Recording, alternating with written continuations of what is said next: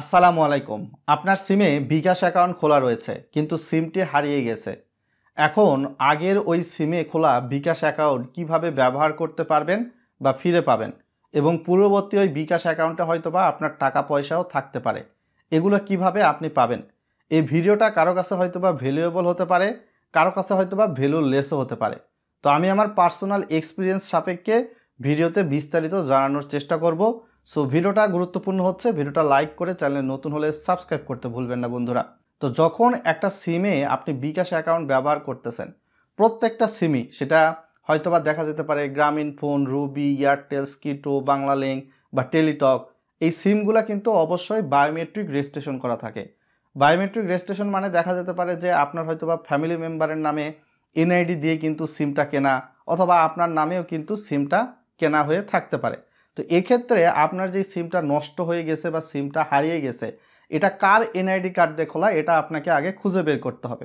যখন আপনি এটা আইডেন্টিফাই করতে পারার পরবর্তীতে ওই যে সিম কার্ডটা যার নামে কেনা এবং যার এনআইডি কার্ড, তাকে সশরীরে নিয়ে আপনাকে কিন্তু সিম কোম্পানির কাস্টমার কেয়ারে যেতে হবে, অথবা মোবাইলের রিচার্জের যে দোকানগুলো রয়েছে ফ্লেক্সিলোড, সেখানে গিয়ে বলতে হবে যে গ্রামীণ বা রবি, এয়ারটেলের সিম হারিয়ে গেছে, আমি সিমটা রিপ্লেস করব। তো যখন আপনি এই সিমের নাম্বারটা দিবেন এবং পূর্বে কার এনআইডি দিয়ে সিমটা কেনা ছিল এবং তার যখন ফিঙ্গারপ্রিন্ট দেওয়া হবে সিস্টেমে, তো সেক্ষেত্রে কিন্তু আপনার সিমটা রিপ্লেস হয়ে চলে আসবে। আর সিমটা যখনই রিপ্লেস হয়ে চলে আসার 24 ঘন্টা সময়ের মধ্যে যদি আপনি ওই সিমে বিকাশ অ্যাকাউন্ট ইউজের চেষ্টা করেন, পূর্বে হয়তো বা বিকাশ অ্যাকাউন্ট আপনার ওই নাম্বারেই খোলা ছিল যে সিমটা হারিয়ে গেছে, তো সেই ক্ষেত্রে কিন্তু দেখাবে যে আপনার ইরোর ইনফরমেশান, সেটা বিকাশ, রকেট, নগদ যেটাই হোক না কেন।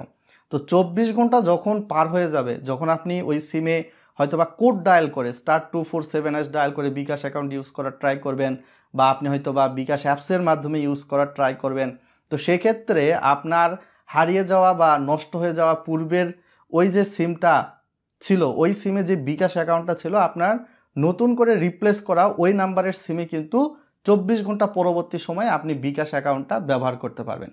এটা শুধুমাত্র বিকাশ নয়, মোবাইল ব্যাংকিং বলতে বিকাশ, রকেট, নগদ, উপায়, ক্যাশ, আরও বিভিন্ন কোম্পানির বিভিন্ন ধরনের মোবাইল ব্যাংকিং রয়েছে, এগুলাকে বোঝায়।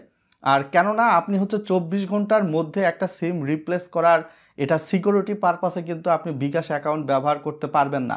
24 ঘন্টা পরবর্তীতে গিয়ে আপনাকে বিকাশ অ্যাকাউন্ট ইউজ করতে হবে, কেননা এখানে সিম কোম্পানির সঙ্গে প্লাস এই মোবাইল ব্যাংকিং, বিকাশ, রকেট, নগদ কোম্পানির কিন্তু একটা চুক্তি রয়েছে।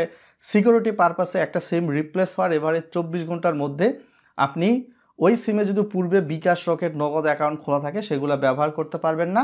24 ঘন্টা পরবর্তীতে গিয়ে আপনি ব্যবহার করতে পারবেন।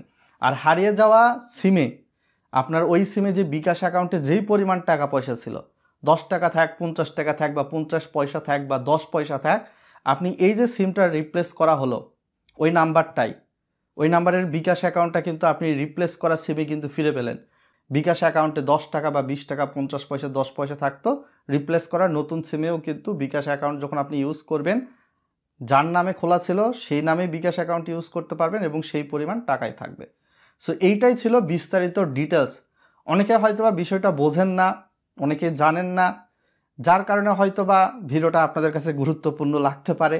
আমি ভিডিও শুরুর আগেই কিন্তু বলে দিয়েছি, ভিডিওটা কারো কাছে ভ্যালুয়েবলও হতে পারে, কারো কাছে হয়তোবা ভ্যালুলেসও হতে পারে। সো আশা করি বিষয়টা বুঝতে পেরেছেন। ভিডিওটা শেয়ার করে দিবেন যদি আপনার উপকারে এসে থাকে, যাতে করে আরও হয়তোবা অনেক মানুষই বিপদে যদি পড়ে থাকে, এই বিষয়টা সম্পর্কে জানলো, সে আগেই সচেতন হয়ে থাকলো।